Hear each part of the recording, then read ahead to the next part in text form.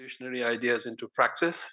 Actually, it's called driving revolutionary ideas into practice, but it sounded like that was like somebody driving a nail through my skull. So I thought putting revolutionary ideas was a softer way to put it. My name is Indermeet Gill, and I work for Arianna Legovini here at the World Bank. She'll say that she works for me, but we both know who works for whom, okay? And she told me to keep my intervention very brief, and so I will. So my job is just to introduce our two main speakers, and then I'm going to let them speak and then ask them questions on your behalf. And then, of course, you should be asking questions too. So we are very lucky to have Professor Esther Duflo of the Massachusetts Institute of Technology to join us for this session. She needs no introduction, especially to this crowd. I think that she should be introducing me, not me introducing her. So I'm not going to give her one except to say that she got the John Bates Medal for the most promising economist under 40 and the Nobel Prize in the same decade. I think she's the youngest winner of the Nobel Prize. So that I'm sure is a first also to actually get both of those things. And so it'll be really good to hear from Esther what she's been working on these days, because we would really like to know what the cutting edge is doing right now. And perhaps a bit selfishly, then, we would also like to know from Esther what we think we at the World Bank ought to be working on. Yeah? So before we turn to Esther, though, I will turn the mic to Arianna, who also needs no introduction. So she's going to take about 15 minutes to actually start the conversation up. Do you want to come here? It would be better. I think everybody can see you then. Yeah. Thank you, Indermeet. So as Indermeet says, I'm Arianna Legovini. I'm the Director of Development Impact. We founded this group almost 20 years ago. And we are today launching our new report. It's called Driving because it spells drip. And we have a history of having drip reports that get a lot of downloads. I get it now. Yeah. Okay. I think we are ready for my presentation to be on. Thank you very much. All right, so this is a report that encapsulates our work for almost 2 decades. And the idea of this report is not only to talk about the issues at hand, but to talk about the underlying technology that allows us to do much better at what we do in development. So we are going to cover infrastructure for climate change. We're going to cover reducing poverty. And of course, we have Esther here, so she can tell us more about how much progress we have made in this area in the last 20 years. We have human development on mobile and disrupting government processes and efficiencies and effectiveness. But really, we are using these chapters to explain how we have worked with operational colleagues and implementing agencies and donor agencies all over the world to change the way we do development. Not anymore in a preset deterministic way, but kind of embracing change, embracing innovations, embracing debate, really the dialectics of development, kind of not deciding on day one what we are going to be doing, but actually ingraining innovations in everything that we do. And we think this is the disruptive technology of today, the technology that is cheaper and more effective, and that will replace the way that we do business in development if we can push the inertia forward and get decision made today for the good of the people that we are trying to serve. Okay, so what is this idea? The idea is fairly simple. The idea, we like to call it trial and adopt, to communicate that we are here to try out different ideas, but also provide real-time information to people taking decisions to adopt the better ways of doing things. So we are not going to decide to do a project that does this and turns left, but we are going to implement a project that tests out this and that, and then decides whether to turn left or right, depending on what? The evidence, the empirical evidence that gives us the good guidance on how to improve development impact of everything that we do. So here is my classic example. And it's an example of a project that 2 years into implementation was not able to meet its targets for the number of trees to be planted. They came to us, they said, how can we do better? And we decided with them to test financial incentives. And those financial incentives increased tree plantings by 3 times. The result was incorporated in the project. And then later we worked even further with them to optimize those incentives and increase, with the same money, the geographical coverage of this project by a factor of 2, improving effectiveness by another 70%. So this is the idea. The idea is that we are going to work with project teams and implementing agencies over time to get it right. Not to wait for failure, but to secure success. So this is what we call the big idea of this report. It is not electric helicopters, as somebody said on Twitter, but it's much more than that, I'm sorry, which is that innovation is a critical driver to development. But that innovation is not just there for us to pick, but it is really endogenous to the process of doing development, to the gathering of people around the table, discussing what are the problems that we're facing and how we can solve them, not have solutions being parachuted from outside, but actually a process of thinking and disagreeing. I love disagreement. I love disagreement because it engenders kind of ideas and new ideas, and we can test them in the field and figure out what works empirically and in practice. So what does this lead to? Are solutions that are context specific, they're owned by the people who are implementing these trials and are acted upon to solve the problems that they face. And through a process that we have tested for the last 20 years of co-production with government agencies and others in the field, we can do a few important things. One is secure very good questions for the research that we do, questions that people on the ground want to have answers to. We can also take the time to increase their capacities for data systems, trialing ideas in the field. And third, and very importantly, secure adoption of these ideas, secure actions, policy action, not just by the government agencies, but also through a process of local diffusions, create the space for donors and others to partake into the knowledge and act upon that knowledge. Okay, in a recent interview, Ajay Banga says that we need to take risks, that the only trick is to avoid past mistakes. I know Indermit is a big believer of that. And the question is how... The same mistake twice? Yeah, not to make the same mistake twice, yes. Once is okay, but twice is not. But how are we to know if we don't measure the impact of what we do and act upon that knowledge? And so I think through this process of trialing and evaluating the impact of our interventions, we actually generate a lot of scientific knowledge that can be used by all. So obviously at the operational level, we both measure the impact of an investment, but also kind of learn on how to get more out of that investment, number one. Then kind of trialing across context and across different types of investments, we also learn how to optimize the allocation of our resources in country portfolios and in sector portfolios. Now, that part is actually harder to get to. And so this is part of what we need to decide and push. How do we get all the evidence that we have generated, all the stock of knowledge that is being that has been produced in these last years, embedded into development programs?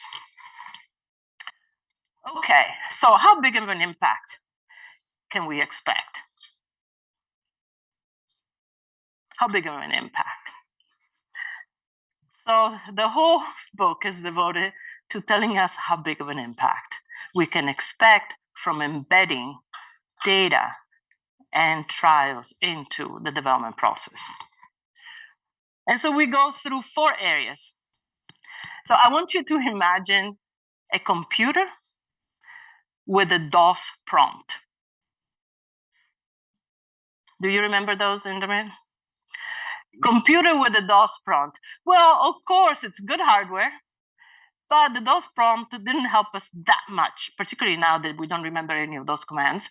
You know, we really like a computer with a good software. We like Windows and even ChatGPT and so forth and so on. We think that will be much more effective. Well, the same thing happens with infrastructure. Here, this chapter is devoted specifically to water infrastructure, drains, taps, and canals. And the question is, how much does the hard way get us? And it gets us only halfway. That's the reality of it. As we trial different ways of improving the returns to infrastructure, we find that we can double, even triple the returns to infrastructure by providing information to farmers to use adequate amounts of water to increase productivity and cut water shortages, to develop labor savings technologies for the adoption of irrigation technology that could triple take up of irrigation technology, or pay attention to the fact that 60% of those taps are non-functional for 12 months or more, and that no matter how much we invest in more water points, we still have flat access to water. We can do a lot and very quickly to increase functionality and actually transform access to water. We moved to poverty reduction. We worked on this at least since 1998, with the first large trial of conditional cash transfers in Mexico. Since then, we have built a huge literature from academia, from the bank, in kind of understanding what programs, what packages, what ways of delivering actually reduce poverty by large margin and in a sustainable fashion. We have a lot more work to do to move the resources from the programs that don't work and move them into and scaling up the programs that do. We have a lot more work to do.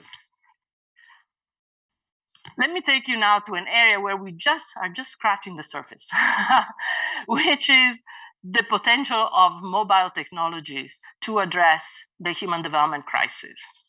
And here I'm going to take one example, but on Thursday we're going to have many more, which is that the world has changed really, really fast. And we are still, and because of COVID, but even before COVID, seeing systems that are not delivering on basic things. We can put children in school, but in this context, in grade 5, only a few children can read just a paragraph. After 5 years in school, a $5,000 price tag for each child. Give children phones, and in a few months, they have learned to read. Not only them, but their siblings as well. Price tag, $50. This is an area mobile. Voici donc un domaine, le domaine des technologies mobiles qui peut changer énormément la manière non seulement d'apprendre ou d'enseigner les enfants. Almost everything. So we need to kind of think about how we scale these technologies in a way that actually contributes to the welfare of the many. And I'm going, lastly, we're going to cover this on Friday. Another area that has huge potentials. We're doing foundational research in this area, but the scaling of this area could actually transform the way we address the debt crisis. We address fiscal shortcomings. This is the data. This is the area of government analytics using a large, huge, massive amount of data generated by mobile, digital, remote sensing, satellite data to understand what the problems is. For example, by identifying a 1% of the road network that is responsible for 50% of the deaths, all the way to understanding what goes wrong in the process of justice. Where are the inefficiencies? Why things are not being delivered the way they should? The potential for increasing efficiencies in government by 20, 30, 40, 50, sometimes 60% is what we find working with administrative data, combining it with other sources of data to change the way things are done, tasks are assigned, all the way to making government way more efficient and effective. So to recap, innovation, I think of innovation as this process of discovery, which is endogenous to the way we do things. It doesn't come from the outside. It's a process of figuring out what works in practice. And by trying ideas, we can get much better, much faster. So what are the issues? The issues is that if we were to incorporate just what we have learned in the last 20 years, systematically across our portfolios, we could increase our impact by a factor of 2. There is so much more that we need to learn, specifically in areas such as climate, where we still have a very, very low knowledge base of how to move forward fast and effectively. So what we need to overcome, the institutional inertia, we actually need to take decisions and take them now to change the way development is done in a way that incorporates scientific knowledge in a very dynamic way. So this is our proposal, an action plan for the bank and its partners. Number 1 is to use trials systematically across all investments. I'll say, how do we do that? Right. And the idea here is actually there are things that are already happening, and we can jump on that wagon and change it somewhat, but really align to what the institutions are already doing it just slightly differently.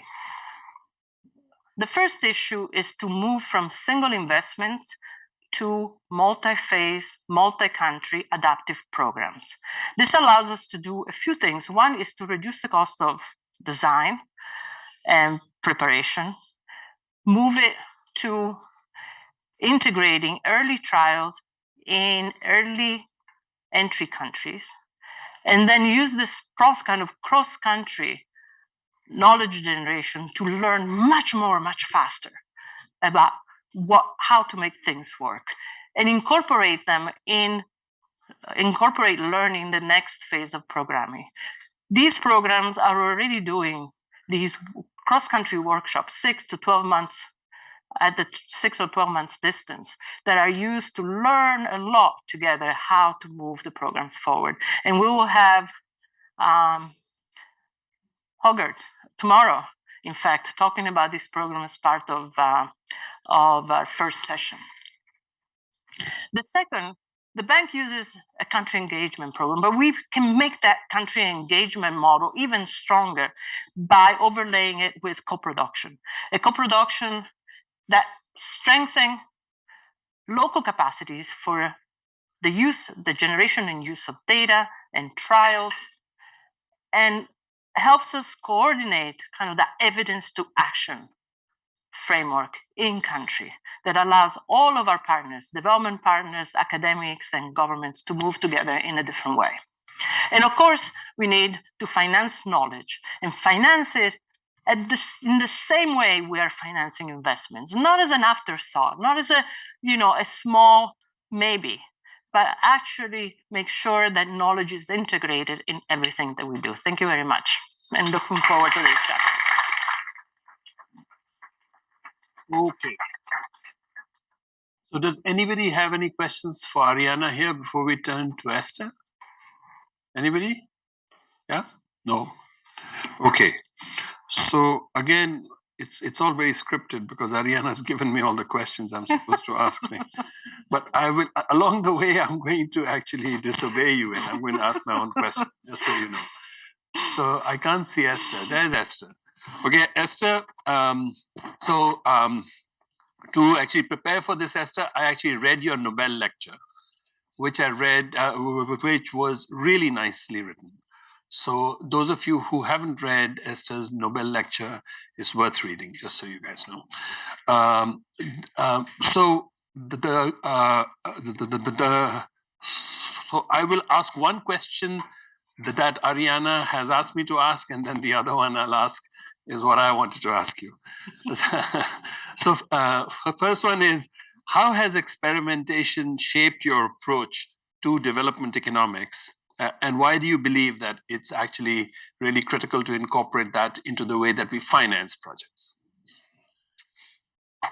So first of all, thank you very much for having me here. I'm going to take this opportunity to really acknowledge the role that the bank has played in changing the whole ecosystem of development, and in particular in increasing the acceptability of the use of experimentation and learning in developing country governments, and also increase the capacity to do it. The bank was very early in this game with Ariana at the lead of this effort. So let me thank the bank as an institution for having been there and playing a very important role. And secondly, let me congratulate Ariana personally. I got a text saying that that my volume is soft. No, it's okay now. It's okay now. It's good now. Otherwise, I can do something about it, like putting a headphone. But it's good now. No, now we can hear you fine. Yes. Okay, I just need to put it off to my computer. And then now, and I really mean that. This is very important. Now let me answer the question. So there are actually many things, of course, I learned by in the practice of, now about 20 years, more than 20 years doing this work. JPAL is turning 20 years this year, so it's been a while. And perhaps one of the key finding was exemplified in your in Ariana's slides about the water, and about the fact that once you have all of the infrastructure of the water, you only have done half the work, and you can improve the effectiveness of this investment and their cost effectiveness by putting software on top of it. And this joins something that I have called plumbing. And it's nice because it's a plumbing example for a plumbing issue, which is that a lot of, in the way that in economics department, when we do our PhDs, and often the way we think in our office, we think about problems of development. We think of them at a very conceptual level, that, it would, we have the ideas for the general ideas of a program, like, I don't know, incentive matter, or maybe they don't matter, or information is important, or local communities, and so on. And so that's one big way. And then another way is, none of that matters. All that matters is political economy and the constraints that are given by the political economy of governments and so on. And one fundamental thing that I've learned in many, many years of doing this work, of working with government to improve the policies that they implement towards their citizens, in particular poor citizens, is that what matters enormously on top of these two things is the details of implementation. And in particular, the details of implementation that nobody could really think about in advance, especially initially when, on new programs or new ideas. So, for example, to take another TAP example, I worked with Veolia and with the city of Tangiers, had a great program to improve access to drinking water at home. And Pascaline Dupas and I evaluated were contacted by Veolia, because even though they had done all of the engineering work and they also had loans for people and the government was totally behind, nobody was taking up this program. And they were very curious why, and they thought maybe there was something deep about property rights or something like that. And we went and started by asking questions to people, and we realized that the application process was cumbersome. And in particular, I had to go several times to the city to get access to give your documents, etc., and apply for the programs. And we suggested trying with allowing people to apply at home by sending a field officer to the house, taking photos, and do the entire application at home. And they agreed to that, and the take-up went from 0 to 70%. And I'm not mentioning this example to say, oh, this is how clever we are to think about this. I'm mentioning this example to say, this is really somewhere where I think that everything was, the intentions were good. Most of the work had been done. The engineering was sound. The idea of a loan was sound, but there is always something that doesn't exactly work the way you plan in the actual execution. And in this instance, it was that. Now, when we, so working with government, so this is where Arianna's word of co-creation is essential, because it's through co-creation that you're learning what are the questions that your partners are actually asking, what is actually relevant to them at this very moment, and where are they stumbling in achieving the goals that they are setting out for themselves. And I think one of the tension coming from, us coming from Washington or from Boston is that you don't want to replace or substitute the democratic process of what's important and what they are thinking about. On the other hand, there is so much that people are genuinely confused and uncertain about what's the best way to get at it, that in this space there are enormous demand for experimentation, because we are truly in this, like, I don't know how to best to do the thing. And therefore we can start working together effectively with a variety of partners. So this can be NGOs, this can be government, this can be private firms. In this instance, for example, it was a government, a private firms, and us working together. And the critical importance of this implementation details and the back and forth there is between trying something out, as in your Ajay Banga quote, sometimes it fails, sometimes it succeeds, but if it fails, it's fine. You just try something else. If it succeeds, you have a lesson that can be shared. And this is how I think one can make so much progress in very diverse environment. Very good, very functional environment where there are still a lot of things we don't know exactly how to do. And in fact, even dysfunctional, very difficult environment where there is sometimes still scope for action. So I was going to ask you a question that occurred to me when I was reading your lecture. And it had to do with, so as I was reading your lecture, 2 or 3 things struck me. One was, I think it was the only lecture where you actually formally give credit to a lot of people who actually helped you with your work, who helped you with your insights and so on. And that was very remarkable. And I think it's worth reading the lecture just for that, because I think it's really good practice to make sure that all the people who have influenced your ideas and whose ideas you influenced, who actually made for the success of this movement that Esther and Abhijit have headed, that you actually acknowledge them formally, right? But I had a question based on the work that you did on microcredit, based on the work that you did on teaching at the right level and things like that. Like, what's the one thing that you sort of feel works very well, but is not widely appreciated? And then the second one is the converse of that. What actually you find doesn't work well at all, but continues to be common practice? That's a great question. So first of all, I think it's a great question for different reasons, and one of them is to give me the opportunity to highlight how there is not a very direct link between one nice experiment, one shiny policy brief, and boom, policy action follows.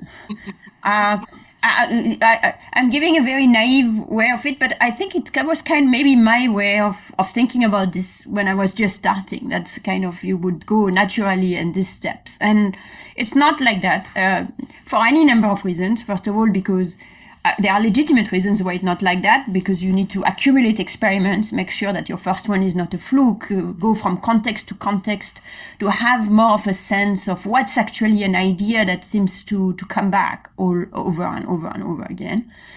And the second reason is less legitimate, is that there is this ton of inertia and ideology. With Abhijit, we call that 3I, ideology, ignorance, inertia. That a lot of programs are conceived in ideology, in ignorance of the reality of the field, but once they're there, they have an enormous amount of staying power. So in order to fight that, you need to kind of be there for the long game. And that's the beauty of DIME. And I would say that's also the beauty of JPAL, that we are just, we take our time and we have very long run partnership with governments.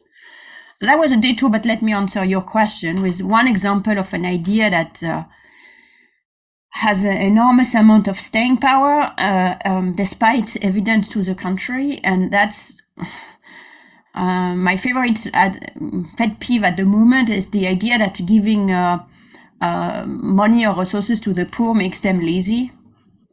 And that's a good one, because that's actually one that is very widely shared in developing countries, in developed countries. The president of France is one of the biggest proponents of that idea, and a lot of French policy is a direct consequence of that idea. Is not, he strongly believes in it.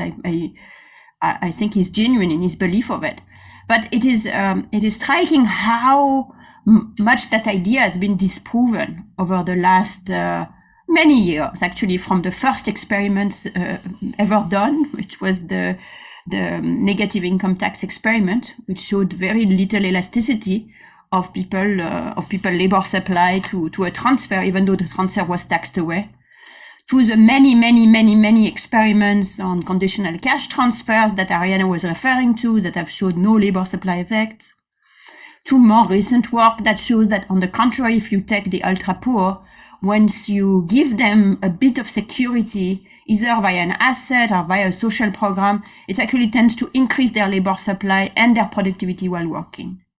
So this is something that so many social systems around the world, rich and poor countries, are predicated on this one idea, which happens to be counterfactual. It happens to not correspond to the fact. So that would be the example I would take.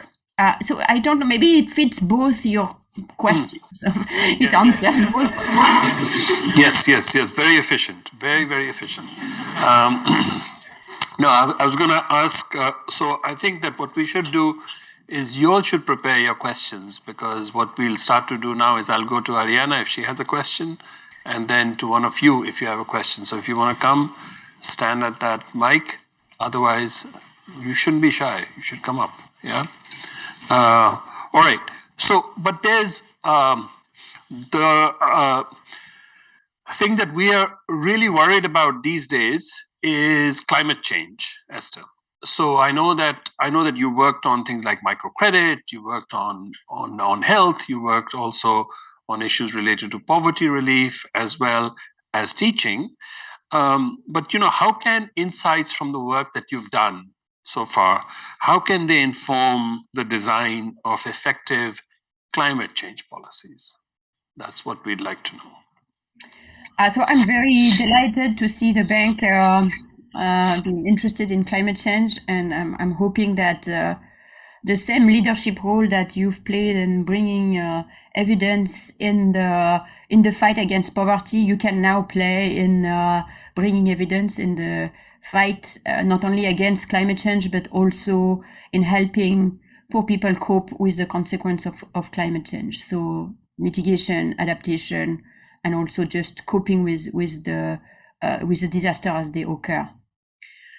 So I think the world of climate change today is, I'm going to say something that's slightly controversial, so I apologize for that in advance, but I think the world of climate change today is a bit where the world of fight against poverty was before Arianna's good work and JPAL's good work starting 20 years ago. Which is, it's kind of a little bit dominated by magical thinking, or at least a lot of people have stopped denying climate change. That's a good thing. But among the people who believe in climate change, there is still very much a hope that there will be a magical solution to get us out of it.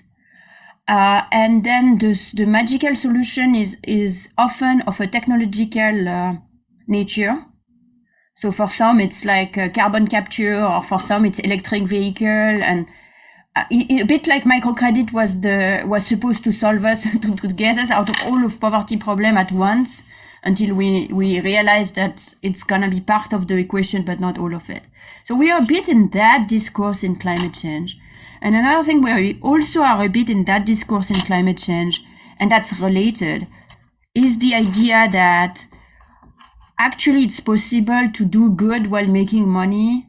So we can entrust the private sector with this job, and they'll make money and they'll be happy, and we will all, continue to live our comfortable life ever after, but in a cleaner way.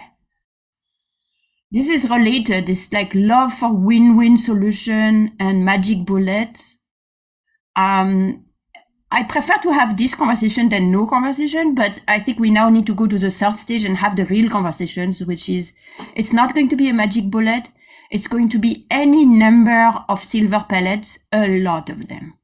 Like it is for poverty, and now it's so much more accepted and people are so much more pragmatic that not one thing is going to solve poverty. Not international trade, not growth, not getting rid of capitalism. Many things are contributed and have contributed so much in improving the quality of life in the last 30 years.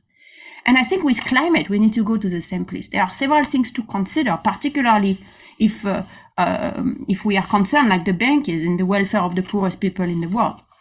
One is, of course, mitigation, but adaptation and energy access in this world, and coping with and social protection in coping with the problems that are going to occur for sure, drought and floods and stuff like that. On these four pillars, we need innovation. Like, we know nothing, because we are first ignoring the problem, and now we are trying to solve it with the magic bullet. So there is so little we know. We don't know nothing. We just know very little compared to what we know in terms of various aspects of the fight against poverty. There is so much evidence to accumulate on, individual things. If I, for example, payment for ecosystem services, do they work? In what condition? How people need to be informed, convinced to participate, that type of things. So there is some work, for example, great work was Seema Jayachandra, but much more needs to be done. How to in adaptation. So this is a mitigation example. In adaptation is there are entire swath of land in the Sahel that are already severely degraded. How do we put them back in cultivation? So there is work by Kelsey Jack and looking at half moons in Niger. How do we train people to use them? Does it work? Does it not work, etc.? I could give you several such examples. JPAL has an initiative, the King Climate Action Initiative, that works on those, but we need to multiply that, and we need to all be in the business of generating these examples, projects, one by one, slowly but surely. That's the only way to make real progress. So the same attitude of bringing the innovation, don't make the same mistake twice, allow for co-creation. All of that has to be brought to the energy, environment, climate change fight, and this, it seems to be doing it all over again. So your work is cut out for that transition. Nobody has any questions? Okay, you have a question. But before you ask that question, I have a pushback on Esther. So you said that we are at the same place now about climate change as we were on poverty 20 years back. So I'm thinking back 20 years, and I'm thinking at that time we had the World Development Report on poverty, 2000, 2001. Before that, we had the 1990 World Development Report and so on. So we actually acknowledge the problem of poverty. So it's not similar to the climate change in the sense that we actually thought that it was a thing. We also actually spent quite a bit of time looking at at the experiences of countries that had reduced poverty rather rapidly, right? And the 1990 World Development Report actually came up with a very nice 2.5 point formula or 2.5 point strategy, which was broadly based growth, investments in human capital, and targeted social safety nets, right? So in that sense, actually, if one fast forwards to now and say, when we find that investments in human capital falter, or when we find that broadly like growth rates falter, then even really well-targeted social safety nets and so on have not actually prevented poverty from actually increasing and so on. So, so are there parallels again to climate change in the sense that we are looking for solutions, these magic bullets which you spoke about, when actually what really is required is for these countries to do all the, to actually somehow to come up with that 2.5 point strategy analog for climate action, rather than specific things like carbon taxes and so on. It has to be I guess it has to be a strategy that probably involves broadly based development to actually start with too. So I don't know if I guess what I'm trying to say to this group is that the work that we are speaking about over here, impact evaluations of interventions, right? Those are not necessarily even the mainstay of an anti-poverty program. Do you believe that? I'm sure you've heard this argument before. So first of all, maybe I was too generous to climate. I was kind of assuming that we are at the stage where a lot of people agree that there is a climate problem.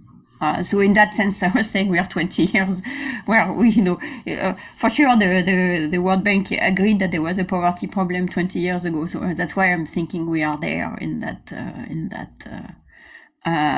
situation. But I think that where we were 20 years ago is we were still too focused on in terms of the poverty, too focused on finding precisely that like a formula that was going to help us address the problem fully. And what has happened since then is a combination of things. Some have to do with us, and some doesn't have to do anything to do with us, that have led to more pragmatism, I think, in many developing country government, as well as the people who advise them and fund them.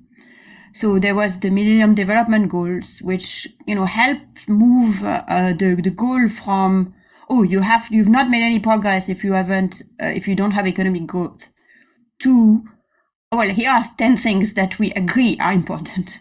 One of them is poverty, but there is also education, there is also infant mortality and maternal mortality, and these are objective on their own right. And I think this greatly empowered countries to seize some issues that they were gonna really go after. And you have a country like Malawi, for example, where over the last 20, 30 years, there has been not that much economic growth. I was able to reduce maternal mortality by a half. And it's or more than half. And it's one of the countries that has decreased maternal mortality the most proportionally. And they didn't do that as spending like a ton of new money, which they didn't have. They did that by, using all of the accumulated experience from other countries in order to devise a strategy. And I don't know if there was a randomized evaluation of anything they did, but what is clear is that the combination of things like produced results. Or another example is malaria, the fight against malaria. Until very recently, we still didn't have any magic formula. There was no vaccines. Now there might be one coming up, and yet the cases of malaria have plummeted simply through kind of muddling through figuring out what's the right way to distribute large quantity of bed nets and making sure they were used. So in a way, yes, I still believe this is like a combination of interventions. Some of them, many of them have had a randomized evaluation behind them. Some of them didn't, but the key is not so much that. The key is the change in mindset between there is one goal and we need to find the one formula to achieve that goal, to this goal actually productively gets broken up into thousands of questions that we can make real progress on, because well-posed question brings bring precise answers. And I think we need to do that in climate now. And I'm giving credit for agreeing that there is a problem. Maybe we still need to do that, but I think at the World Bank, hopefully it's done at this point. And then it's okay. So now let's take the country we have. There is a number of problems related to climate change. It's not all to reduce emission. In fact, not mostly to reduce emission for the poor countries, because they contribute nothing to the problem essentially. It's about that, but also how do we effectively spend resources to improve, to ensure that climate change doesn't undo all of the gains that have been experienced in the fight against poverty, which is really my big worry if I look at the next 20, 30 years. Okay, so we have three questions. Yes? I have a question from our online audience for Arianna. Milena asks, it is important to know what works, but also what is effective to implement and scale up. Where do cost efficiency and effectiveness analysis stand in the approach and way forward presented today? Okay, you wait, and then we take the other two questions too. Please. Hello, my question is for Esther. First of all, thank you so much for joining us. Related to some of the topics that you touched upon about how a lot of policies implemented today have a substantive amount of literature proving that they are not the most effective or in fact counter-effective. Do you believe that resources should still be mostly devoted to innovation and more creative experimentation to find more effective solutions, or should we be trying to mobilize more resources into trying to implement the proven solutions that we already have? Thank you. Okay, one more question and then I'll give it to you guys to answer. Yep. Hi, Victor Orozco from the DIME team. Question for Esther and for Arianna as well. So we're working with bureaucrats, right? We write long manuals about how this intervention is going to work. We don't want to take any risks, right? So how can we accelerate, bring this mindset of experimentation, of risk-taking, going beyond lip service in development? What is needed to accelerate and scale up this real experimentation revolution in bureaucracies? Thank you. Are there any other questions? Because we will run out of time. We only have 5 more minutes left. Anybody else? Yes, one more? Yeah. The last one from Shahid. Do you think that all developing countries have the required level of knowledge, capacity, and infrastructure required to implement the trial and adopt method in their development programs? What about countries with political instability, corruption, and bureaucratic inefficiency? And this is for both Esther and Arianna. Thank you. All right. You guys have 2.5 minutes each.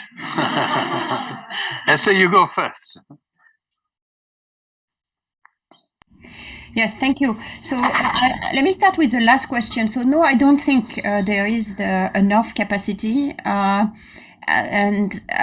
think that one of the great challenge in the next many years is to create much more of this capacity. And I think there is not enough capacity because our way of training this capacity is way too limited, and we need to find ways to train capacity in the developing countries themselves.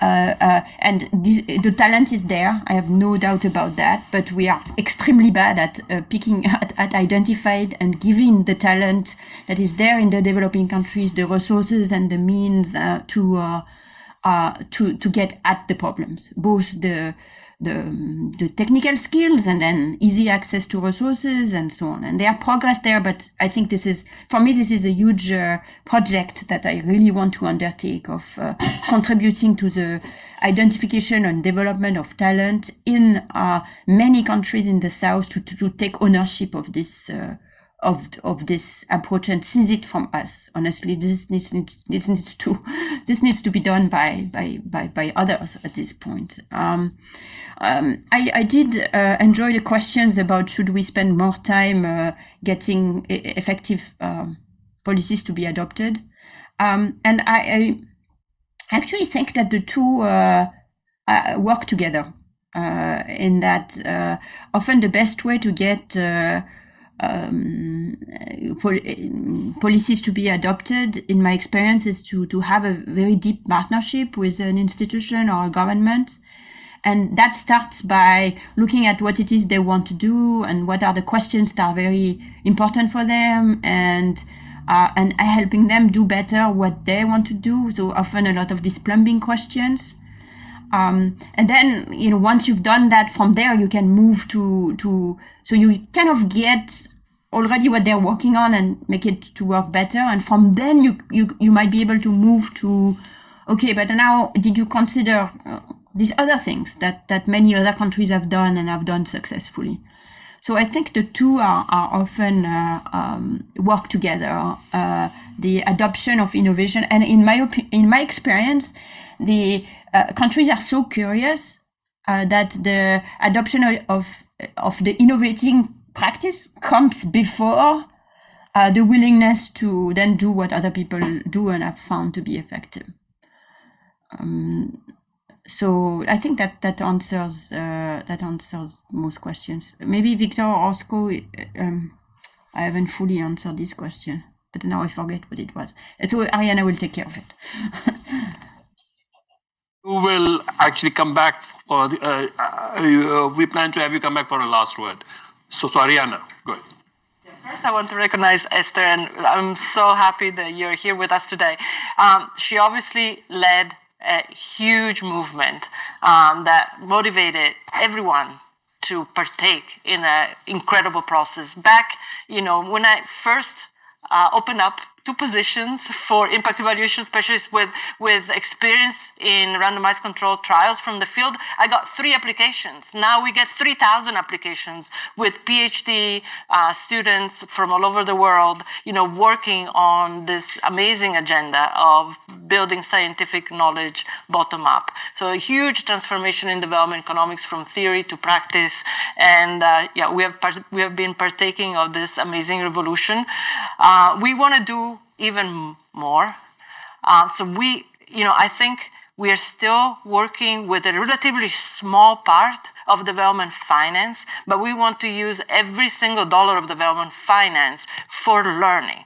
I think this is the idea of development finance. If we use it for learning, then we can influence and inform all the government programs and programs of NGOs and all development partners. So this is, for me, Esther, a call for us to work even more together and develop those capacities in countries through the co-production with local academics and local governments, and kind of really pushing it to a different level. One of the questions was regarding how we go from kind of small trials all the way to large government systems. And I think, in poverty, we're doing that, right? You started off with the trials at a relatively smaller scale and then bigger and bigger. And then we took it to the governments and kind of continue experimenting with that process. There is no actual end to kind of learning more and more how to get the right packages, the most cost effective, that can be brought to the largest number of people. So this is a very exciting process. On the climate issues, I would say that this work done on poverty will be of extreme support to the climate transition. As we all know, climate change has huge distributional consequences, as you mentioned, Esther. But now we are better skilled at thinking about what to do on the just transition. So that gives us information about the energy transition, how to get it right, but at least on the social part, we have a lot of evidence that we can build on. So this is really, really exciting. I'm very, very glad to have you here. And last word to Esther, and Yes. then a thank you to both these remarkable ladies. Yep. Go ahead, Esther. Thank you again.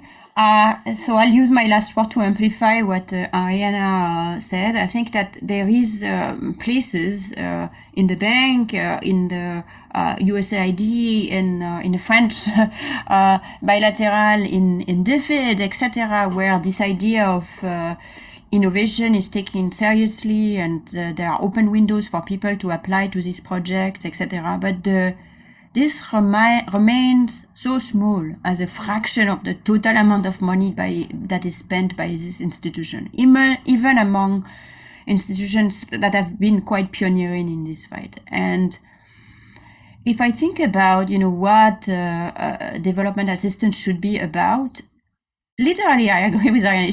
All of it should be support for innovation. So that seems a bit wild as a dream to think that the entire budget of the World Bank should have that in mind and should be structured to the idea that actually, why are we there?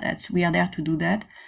But I think it's an important idea, because that is really what is relevant for us. Like that's the only way to keep development assistance, development financing to stay pertinent in years to come as countries become richer and there are other actors and so on, is to support innovation for countries to arrive at what are their objectives anyways.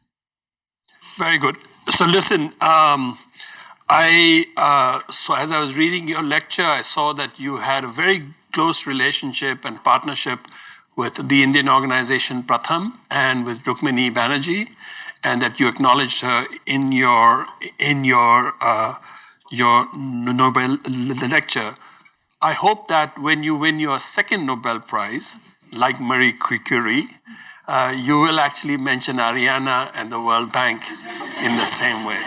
So we have a very similar partnership and a very effective partnership, Esther. Yeah? Thank you very, very much for everything.